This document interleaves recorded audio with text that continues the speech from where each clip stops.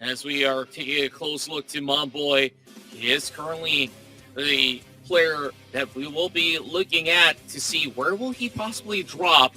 As we've seen Monboy having a 40th place at the moment, but McLaren starts it off on a high note, got himself the SKS, but that's a DMR that he's wielding. But when you don't have any other weapons, it will make do. Well, he will secure the first blood against Red Face of Indonesia. Wow, that's definitely scary. He opened the door to the end, and another one goes down. Stalker already met somebody from Indonesia also. Now, that's quite sad to say because they just got himself a chicken dinner. Now, two players already down from Indonesia. But again, this is Sandhawk. Over in this compound right now, we can see about 3 players nearby. Rankin is about to get grenaded by Finn, and did not click. He did not get any point any damage at all to tank. Rankit is doing something similar. Similar results are coming out. No damage at all. So they have to decide on where they want to go. Indeed.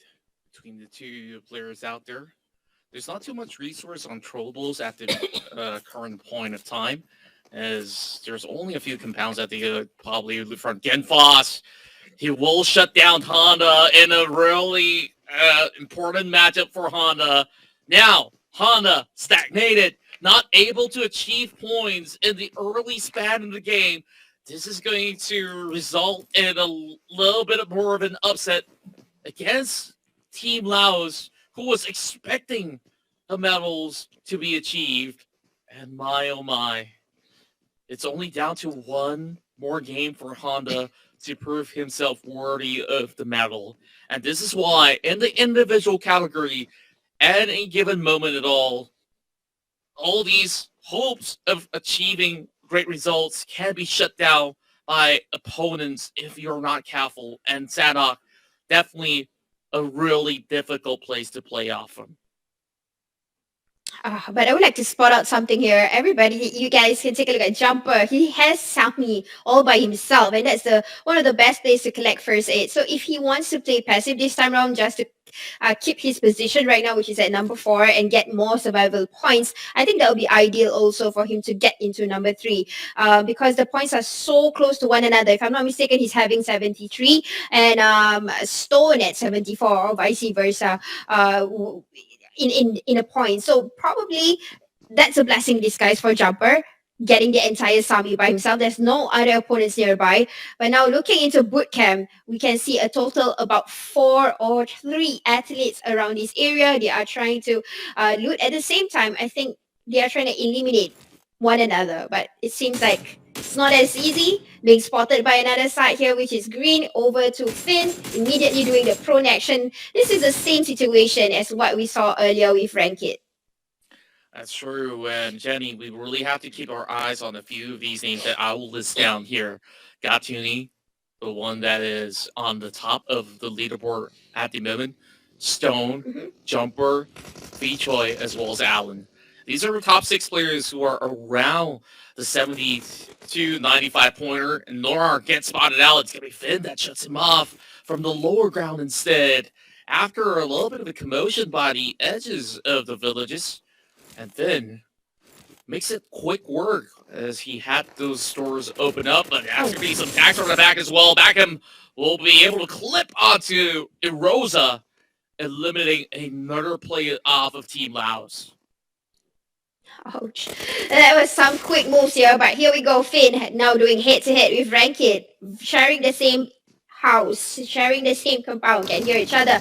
Equipped with a DBS, he's ever ready to take upon Finn, but Finn is very tricky. He has been very slick with his moves. He's getting ready to AK Amber. One shot it takes just to bring him back to the lobby. Rankit moving up with one elimination point.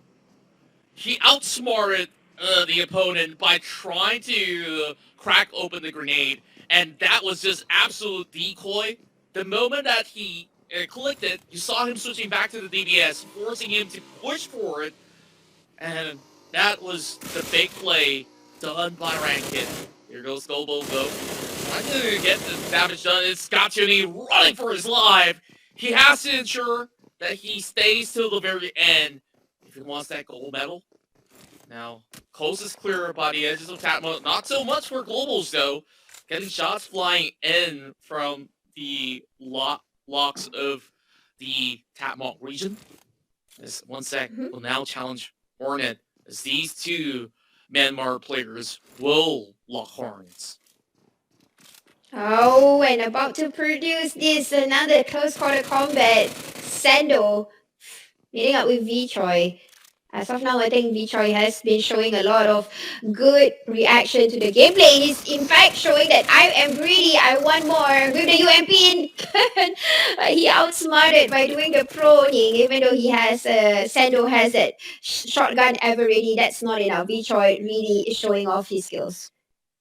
That's right, V-Choi have gotten some high placement points overall, and he finished 8th in the past round of Miramar with triangulation points. Now he starts off strong once again, as he doesn't really have mets to utilize to recover his own health force, but as he finds a few stash through some of all these areas of compound, I believe that it should be absolutely fine. He's just taking measures just to ensure that he does not easily go out there to be picked off by the rest of the players. We see Schweppes on the edge of his screen, while we have the first phase closing up as it has approached the 7-minute mark of the game. Now, Gatsuni, take a look at that. QBZ in hand, a weaponry that wasn't really the hot favorite of majority of the players, as they would prefer to wield stabilized items such as the M416, which you could possibly put some stocks on it, and first with the grips to help handle the recoil much better. Gatsuni just lurking around, while with the very first region to be pretty much within grasp, the Thai player has had all eyes on him to close off this match with another stellar performance. And you take a look at the total damage overall. He has the highest, and even on second as well as third spot, it's still within the 1K region. Gatsuni, he has dished out 2,300 damage overall.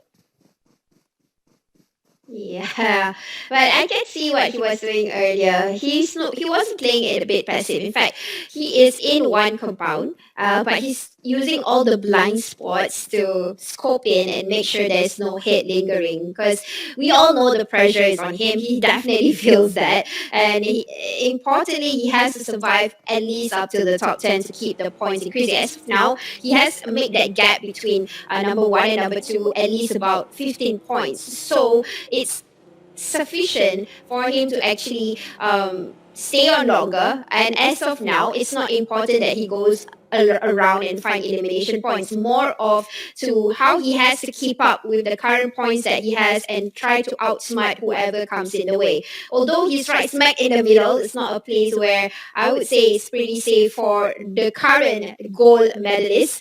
But what can we say? This is an individual category, so it's definitely not going to be easy. Nothing is for certain at the moment.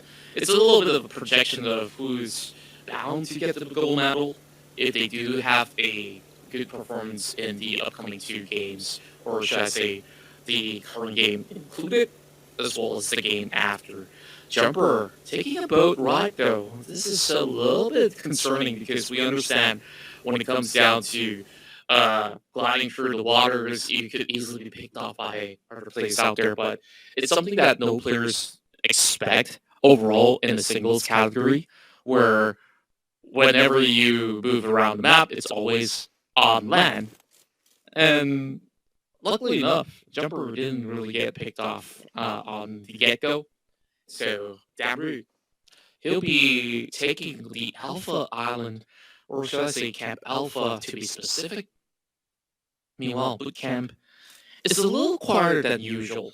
Usually in the official matches, whether it's competitive or in your public lobbies of Sanok in general, you expect players to be contesting inside of the boot camp grounds. But with so much on the line, to be crowned as the very first champion